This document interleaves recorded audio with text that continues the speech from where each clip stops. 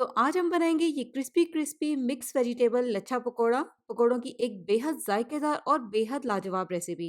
वैसे तो ये पकोड़ों की एक सादा और आसान सी रेसिपी है जो कि सिंपल सी चीज़ों के साथ तैयार हो जाते हैं। लेकिन अगर आप इनका परफेक्ट रिजल्ट चाहते हैं तो फिर इनके बनाने के मेथड को और कुछ टिप्स को बस आपने फॉलो करना है, जो भी इस वीडियो में मैं आपके साथ शेयर करूंगी। इसके अलावा आज की इस वीडियो में इन पकोड़ों के साथ सर्व करने के लिए एक मज़ेदार सी झटपट वाली सॉस भी हम तैयार करेंगे। दोनों का बेस्ट कॉम्बिनेशन है और दोनों रेसिपीज ही बहुत मज़े की हैं। अस्सलाम वालेकुम, मैं हूँ Sadia Uzair. Welcome back to Sadia Uzair's kitchen. Video को लाइक शेयर और मेरे इस यूट्यूब चैनल को सब्सक्राइब भी ज़रूर कर लीजिएगा। बिस्मिल्लाहिर्रहमानिर्रहीम। तो सबसे पहले ये क्रिस्पी क्रिस्पी लच्छा पकौड़ा बनाने के लिए एक बड़े साइज़ का मिक्सिंग बाउल लेंगे और इसमें मिक्स करेंगे कुछ वेजिटेबल्स। जो भी वेजिटेबल्स हमने इन पकौड़ों में शामिल करनी है। तो सबसे पहले यहाँ पर मैंने इसमें शामिल कर दिए हैं 2 मीडियम साइज़ के आलू, इस तरह से बारीक-बारीक लंबाई में जूलियन शेप में कटे हुए। इसके अलावा आधी गाजर इसमें शामिल करेंगे। इसको भी हम इसी तरह से बारीक-बारीक जूलियन शेप में काट कर ही शामिल करेंगे। लच्छा पकोड़ा बनाने के लिए सारी सब्जियाँ हमने इसी तरीके से काटनी है। इसके अलावा इसमें जाएगा एक बड़े साइज़ का बारीक-बारीक लंबाई में कटा हुआ प्याज़।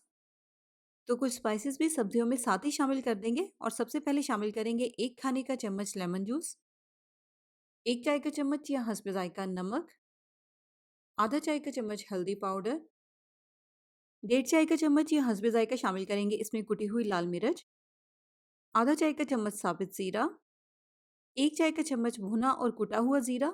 दोनों का टेस्ट अलग-अलग होता है, इसलिए भुना कुटा हुआ ज़ीरा और साबित ज़ीरा दोनों ही ऐड करेंगे। 1 चाय का चम्मच शामिल करेंगे इसमें चाट मसाला पाउडर, 1 चाय का चम्मच शामिल करेंगे इसमें भुना और कुटा हुआ धनिया, 1/4 टीस्पून अजवाइन, आधा चाय का चम्मच या हस्ब ज़ायक़ा लाल मिर्च का पाउडर, 1 चाय का चम्मच कसूरी मेथी, 1 चाय का चम्मच या हस्ब ज़ायक़ा शामिल करेंगे इसमें बारीक-बारीक चॉप की हुई या पिसी हुई हरी मिर्चें, थोड़ी-सी शामिल करेंगे इसमें हरी प्याज़ 2-3 टेबलस्पून की जितनी, 1 कप बारीक-बारीक कटी हुई पालक और 2 चुटकी शामिल करेंगे इसमें बेकिंग सोडा। यहाँ पर अगर आप चाहें तो आप अपनी मर्ज़ी की भी वेजिटेबल्स इसमें ऐड कर सकते हैं। जैसे कि अगर आप बंद गोभी वगैरह ऐड करना चाहें तो आप वो भी ऐड कर सकते हैं। अब क्योंकि ये लच्छा पकोड़ा है, इसलिए जो भी सब्ज़ी आपने इसमें शामिल करनी है उसको आपने इस तरह से बारीक-बारीक लंबाई में या जूलियन शेप में काट कर ही शामिल करना है। तो अब हमने सबसे पहले सब्जियों में ये स्पाइसेस बहुत अच्छी तरह से मिक्स करने हैं। स्पाइसेस मिक्स होने के बाद सब्जियां अपना पानी भी छोड़ेंगी, इसलिए फ़िलहाल इसमें हम बेसन वगैरह कुछ भी ऐड नहीं करेंगे। स्पाइसेस को सब्जियों में अच्छी तरह से मिक्स करेंगे और फिर उसके बाद इनको कवर करके 15-20 मिनट के लिए इसी तरह से पड़ा रहने देंगे, ताकि सब्जियों ने जितना पानी छोड़ना है वो छोड़ दे। फिर उसके बाद हम इससे पकौड़ों का बैटर तैयार करेंगे। तो उतनी देर में इन पकौड़ों के साथ सर्व करने के लिए एक मज़ेदार सी सॉस या चटनी तैयार कर लेंगे। इसके लिए एक मिक्सिंग बाउल में सबसे पहले शामिल करेंगे आधा कप गाढ़ा और थिक दही। इसके अलावा साथ ही इसमें शामिल कर देंगे आधा कप मेयोनीज और आधा कप शामिल करेंगे इसमें क्रीम।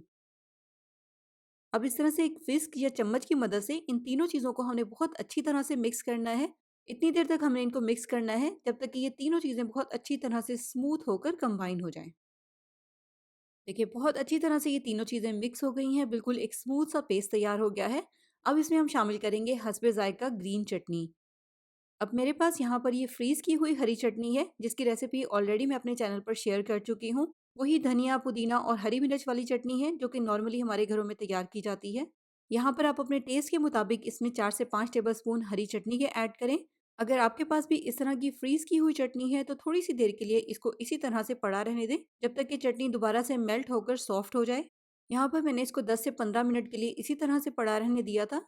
चटनी आप देखें दोबारा से सॉफ्ट हो गई है। अब इसको हम बहुत अच्छे से पहले इस मिक्सर में मिक्स कर लेंगे और फिर उसके बाद इसमें शामिल करेंगे कुछ स्पाइसेस।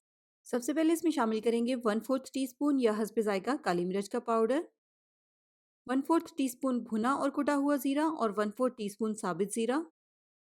इसके अलावा हस्ब ज़ायक़ा शामिल करेंगे इसमें नमक। इसमें जो हमने हरी चटनी मिक्स की है उसमें भी स्पाइसेस ऑलरेडी शामिल हैं, इसलिए यहाँ पर आपने स्पाइसेस अपने टेस्ट के अकॉर्डिंग ही इसमें ऐड करने हैं। तो बस स्पाइसेस को अच्छी तरह से इसमें मिक्स कर लेंगे।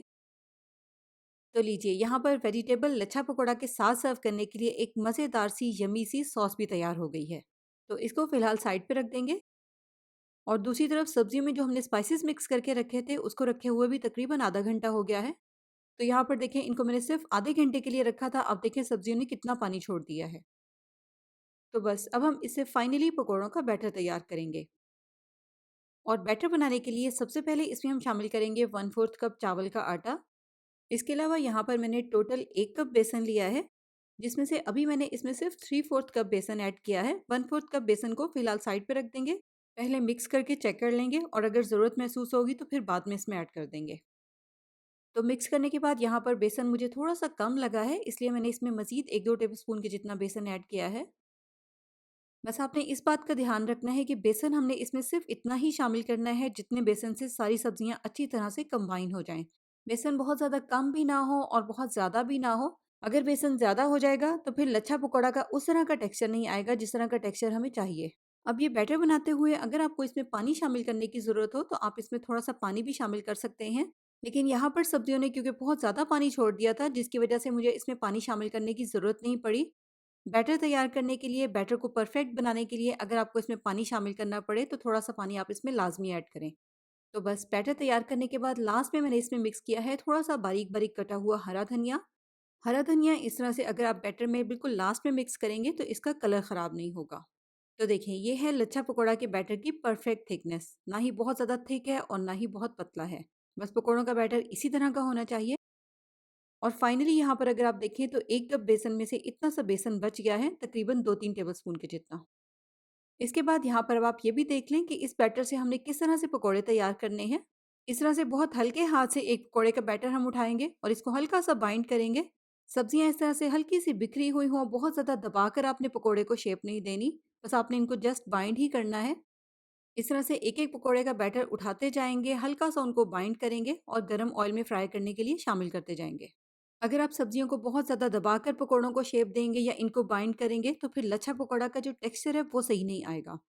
तो बस पकोड़ों को ऑयल में शामिल करने के बाद अब हमने इनको थोड़ी सी देर के लिए हिलाना नहीं है, जब तक कि पकोड़े अच्छी तरह से सेट ना हो जाएं। जब पकोड़े फ्राई होकर थोड़े से सेट हो जाएं, अच्छी तरह से बाइंड हो जाएं और पकोड़ों के एक साइड पर हल्का सा कलर आना शुरू हो जाए तो उसके बाद ही हमने इनकी साइड को चेंज करना है। अगर आप स्टार्ट में ही पकोड़ों में चम्मच चलाना शुरू कर देंगे तो हो सकता है ये टूट जाएं या ऑयल में हल्के से बिखर जाएं। तो इस बात का आपने लाजमी ध्यान रखना है। देखिए पकौड़ों के ऊपर कितना ज़बरदस्त और गोल्डन कलर आया है। और यहाँ पर आपको सिर्फ इनको देखकर ही बहुत अच्छे से अंदाज़ा हो रहा होगा कि हमारा वेजिटेबल लच्छा पकौड़ा कितना परफेक्ट क्रिस्पी क्रिस्पी और मज़े का तैयार हुआ है। अगर आप भी पकौड़ों का इसी तरह का सेम परफेक्ट रिजल्ट चाहते हैं तो फिर आपने इसके मेथड को स्टेप बाय स्टेप और उन सारी टिप्स को फॉलो करना है जो भी इस वीडियो में मैंने आपके साथ शेयर की हैं। इसके अलावा जो चटनी या सॉस मैंने आपको बनाना सिखाई है वो भी आपने इसके साथ लाज़मी ट्राई करनी है। बहुत ही ज़बरदस्त कॉम्बिनेशन है इन पकौड़ों के साथ इस चटनी का। तो इसी तरह की बहुत सारी रेसिपीज़ आपको मेरे यूट्यूब चैनल पर देखने को मिलेंगी जो कि यकीनन आपको इसी तरह बहुत पसंद भी आएँगी। इसलिए आप मेरे यूट्यूब चैनल का लाज़मी विज़िट कीजिएगा। मज़ीद नई-नई रेसिपीज़ देखने के लिए चैनल को सब्सक्राइब करके नोटिफ़िकेशंस भी ज़रूर ऑन कर लें। जाते-जाते इस वीडियो को लाइक, शेयर करना और कमेंट करना बिल्कुल मत भूलिएगा। अपना बहुत सा ख्याल रखिएगा, दुआओं में याद रखिएगा। Thank you for watching. Allah हाफ़िज़।